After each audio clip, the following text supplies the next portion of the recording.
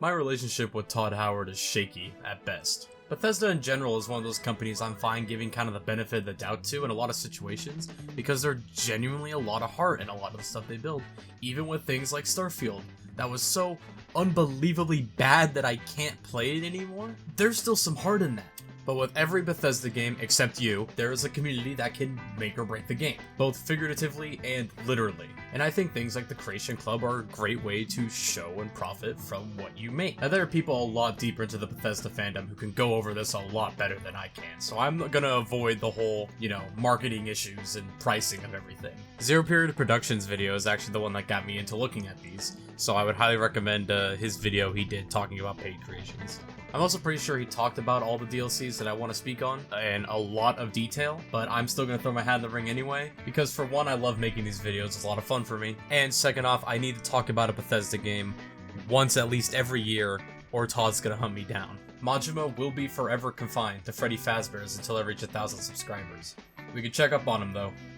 There he is. You guys want to see him leave, better subscribe. He's still there. He ain't leaving anytime soon, don't worry. Now in total there are 3 major mods that I want to talk about overall, but I'm going to separate them into 3 videos so I can kind of go a little bit more in depth in what I want to speak on. The Bard's College expansion is the one I want to talk about today, and it is the one I was definitely most excited about. I was told this one was on the level of Bethesda's normal work when it came to like the Companions or Thieves Guild or whatnot, and I would say that this was definitely higher than my expectations. This shit was a nice made pizza, alright? And not only that, it was a deep dish DiGiorno's. It starts off pretty simple, as the college was already a thing that kind of just had the one Olaf's festival where you just lied to a Jarl for 30 minutes. That quest was actually redone to add a new character called Novella, I probably mispronounced that. And she was, although a little forced in, it didn't feel too bad to kind of lead towards the new missions in the game, so it didn't bother me too bad. I have issues with this character later, but I'll leave that for the more spoiler part of the game. After this, you do the whole festival, and that all plays pretty vanilla, and then you are added into the Bard's College, where the game finally opens up, and you're allowed to go talk to the 4 or 5 different major teachers in the area. Although Siegfried is the main one, the one you'll be spending most of the main storyline with, all the other ones are the ones that kind of give you all of the Bard mechanics, I would say. And there is a shockingly vast amount of different techniques and things you can do while you're there. And you don't even need to learn how to play an instrument to actually beat the Bard's College. In fact, I find that it spends a lot more time focusing on the actual wit and knowledge over the actual bardic music. Which makes sense because there's still only 7 fucking songs in the whole game. 2 of the teachers specify in your rhetoric, so you're able to speak and talk to other people. One of them is more of a linguistic joust kind of teaching, so he teaches you how to kind of throw insults, like a medieval rap battle kind of idea. There's a real name for it, but it's gone as I'm making this at the moment.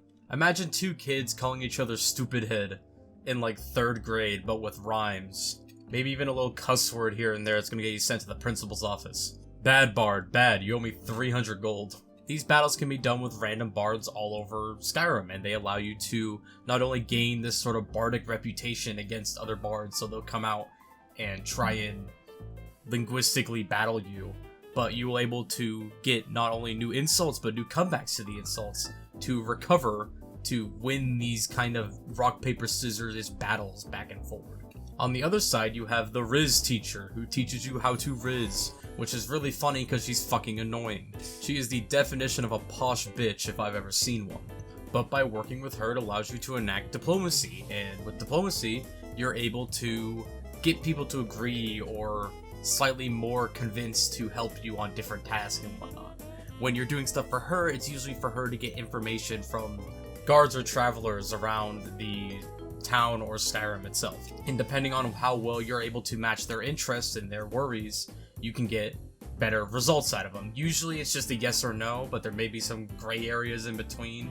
They kind of hinted towards that idea, but I'm not so sure. And on the other side of the coin, you have your instruments, which consists of a lute, a flute, and a drum, each corresponding to a different bar of regeneration. It very much allows you to build into kind of a buff build, where you just support your companions and give a regeneration on whatever they need the most. But it can also be used at taverns or out in the open, really, to play music and get coin from it. It's a very small amount of coin, but for kind of a casual thing, if you want to do it just for role-playing aspects, it's entirely there. You can even play on a horse. It says you can't, but you really can. It'll just throw you off of it and then you can jump back on it. So I don't really get why, but it's an option. In fact, there's a couple odd camera issues I don't really agree with, and I kind of wish I had to toggle the turn off, but I'll leave that for our more negative side of everything. Actually, let's just get into that right now, because there's a couple things that I would like to talk about. For one, for being at college, a place where I'm supposed to learn, everyone's very reluctant to fucking teach me something. To learn how to use one flute, this dick sent me across the map to go kill 5 bears and collect a drum for some other person at the college. You're able to choose which one that you want to do, and you can get all 3 of them by doing every one of the lost instrument missions. But why the fuck do I gotta do a mission for you to do your job? Hey, don't give me the bullshit of like, this is the only thing they teach. There is one classroom in the Bard's College, and they only teach music. I can't sit down and learn shit from that. I understand it would be boring, but I wish the option was there, instead of being the fucking peasant boy. The second thing, rock, paper, scissors is not Riz, alright? This may come down to I just feel stupid, but some of the whole diplomacy missions where you have to go out and convince somebody to work with you can be very kind of iffy to figure out exactly what the good response is. For example, there's one of them where you have to help a guard, and you have to get him to agree to take coin to tell us information. And 2 of the options are basically, one is like a more like whimsical fairy tale feel for the character, and the other one's more of a loyal to the town hero kind of idea. And they're very fucking similar. It probably comes down to preference and how well you kind of understand like public speaking and everything. But I failed most English classes I took, and I'm a gamer who sits alone all day. So to me, this is so scary that I might as well be playing FNAF 3. Where was I going with this? To me, I don't fucking know. These all seem like decent responses. And it's like shockingly cutthroat too. I think you can miss like 1 of the 4 questions or something like that. And when the lines are coming off blurred, it makes it very difficult to kind of figure out which would be the preferred option. Other than that, there's a lizard who's kind of a little woozy in the head or something like that. I don't know if it's like a spectrum thing or if it's like they're just kind of odd. They don't really go into it. They kind of show you where to find trinkets, and that was kind of their thing. They just showed you like, there's like a fun trinket over there, you can go get it. That was kind of their thing. I didn't look too much into that one, so I got nothing else to say. I'll just leave it at the end here. Let's talk about the story. The story consists of none of the Bard's College, shockingly enough. It is mostly Sigurd's kind of mission to hunt down a thing from his past and teach you how to use your voice. The voice mechanic to me is partly good and partly shit. I love the upgrade system. I think having a ability to upgrade your shouts and to do multiple different things is super cool. For example, Fuzrodaw will become a duplicate of itself. So basically it'll shoot out the first one and then shoot out a second one right after that, a little bit later. You're able to go and test all of these in this like residence, kind of like temporal realm where you're able to place these crystals and grave them and then add these cool new abilities to them. But there's like 1 ability per shout that I know of, and maybe there's a second one that I just haven't figured out how to get for any of them, and it seems to be specific to whatever shout you put it on. And that, although it works, it makes it very difficult to figure out what I'm giving to everything. Double shout for Fuzrodaw. Perfect sense. Message sent and received. No fucking issue. Doppelganger ability, where I have another spiritual version of me, gets upgraded to Doppelganger ability. I don't know what it did. I think it either made him stronger or it made him like bonded to what I do. So maybe if I like heal, he will heal the health as well. But that's not something you're able to test in the room because you can't really spawn like an enemy for him to attack. And when you have to use a whole dragon soul on a crystal to test it once and then basically just have to reload a save, it fucks up. Not only you have to fight a little ghost every time you want to like get the new crystal, it becomes very tedious to kind of figure out like what I'm even getting out of these. But to work with that is the skill tree, which actually has 2 sides to it. One is the more bard instrument side of like buffing your teammate and getting more gold from bar stuff you do, which can make your teammate very overpowered if you're like running with a companion. and the other side is a lot more on your shouts, and what I'm about to talk about is chants. Also, I really like the ability that's just called dragon to you, so I can just like Amazon ship myself a fucking dragon to kill and steal its soul whenever I need it. That's very fun, I do like that. Chants, on the other hand, I'm not as positive about, because it just comes off very janky to me. Basically, when you equip this chanting wand, you are allowed to use a special new power, which basically alters between 3 specific shouts, and it allows you to use them in unison in like a quick, like 1, 2, 3 segment. This automatically refreshes your shout meter by instead using either mana or stamina, depending on which one of the chanting staffs you have on you. The thing I don't understand is the one that they give you to start out with, because it's 3 spells that I have no reason to use in unison, if you ask me. It goes Fuzro Da, Whirlwind Sprint, and then Rock, which then you're forced to teleport on top of. And until you beat the whole story of the Bard's College, you don't get any other options to make your own game until you finish it. It's just one of those, like, how the fuck is this chant gonna help me? It's such an odd 3 to put in unison, you know what I mean? Beyond the point where I got it, I literally never used it in any, like, combat situation, because I just could not find a good use for it. With the perk that allows enemies to be knocked back when you use a shout, I think it's a little better. But if you don't have that, I just don't understand how this 3 combo does literally anything.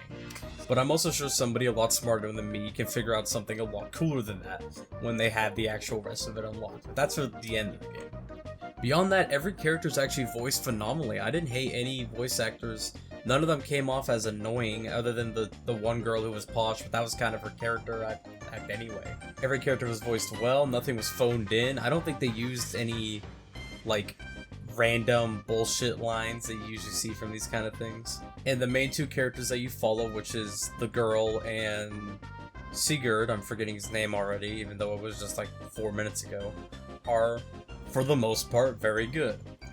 For the most part, but I gotta get into spoilers now, so I'll give you 5 seconds to back out. Would recommend, definitely go play it.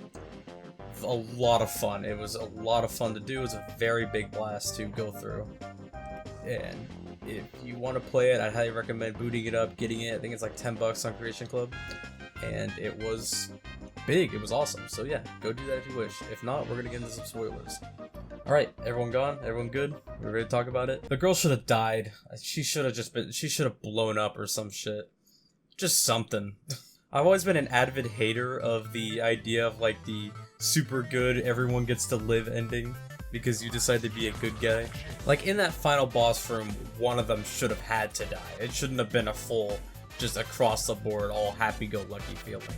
It felt very, very odd, and I understand that's kind of the whole like Skyrim philosophy, or most Bethesda games philosophy, having like the overall like super good ending, but it just felt genuinely odd. Also, while we're on the topic, she's being way too secretive for no fucking reason. Like, it reached the point where I felt like they were just making her kind of be secretive, so you can kind of theorize about what she actually is. And oh, did I do that? I went through like 7 different theories about who the girl was and what the girl's connection was. At first, I thought she wasn't part of the Bard's College and was trying to sneak in, so she just followed me. But then that didn't make sense because she knew exactly what I was after. Then I thought she was secretly like a betrayer of some sort of the college, and it just kind of made her so she was kind of like snooping around trying to figure out what you were doing. After that, I thought it was like, oh, she's like jealous of you and she wants to like kill you and take your spot because she wants to be the, you know, the well, not the Dragonborn per se, but like the killer of the dragon that her father wants her to be. And then my favorite theory out of all of that was that the dad fucked the dragon and then gave birth to her somehow. But it ended up being none of that. It ended up just being that she was a non-person, I guess? She was just kind of a person made of the power of the voice, I guess? To be honest, these whole characters have a whole lot of just kind of like bullshit throw out ideas. For instance, let's talk about the main guy, the Sigrid guy. I don't get him. I don't understand what he is. Is he from what I was told, and maybe I didn't dig hard enough into it because I don't fucking understand. He's like hundreds of years old. He can use shouts. I don't know if he's dragonborn or just a dragon hunter. He figured out shouts just by listening to the dragons and then imitating them, I guess? He's clearly strong enough to fight in a shouting competition with a dragon, although he is not strong enough to shout at his daughter to give her the power of the voice because of some reason, even though he knew it would work because it was written in his book that was written in dragon tongue. I don't fucking get it. Maybe it's because he waited too long? Maybe that's what it was kind of like leaning towards, that he was like too old now to actually give it to his daughter, not daughter kind of vessel idea. And this is kind of an actually nerd moment I'm about to pull right here. But what the fuck is she made of? Is she the power of voice and so she's just living now? If she doesn't have... I don't know what a soul is in Skyrim, to be honest, because I know you can get parts of it taken away. That's canon from like Dawnguard and everything. And I'm sure ESO has a whole other part about this. But I feel like having no soul would kill you. And I think they kind of lean towards that when at the very end between the dragon and him, that if either one of them were to take the other's soul or whatnot, or kill the one guy for his soul, it would actually, you know, make him die. But then if you don't pick either one of those options, it kind of allows him to live with the half a soul perfectly fine. And she seemed to be okay with having half and half of both souls as well. And that didn't really do anything. I don't understand.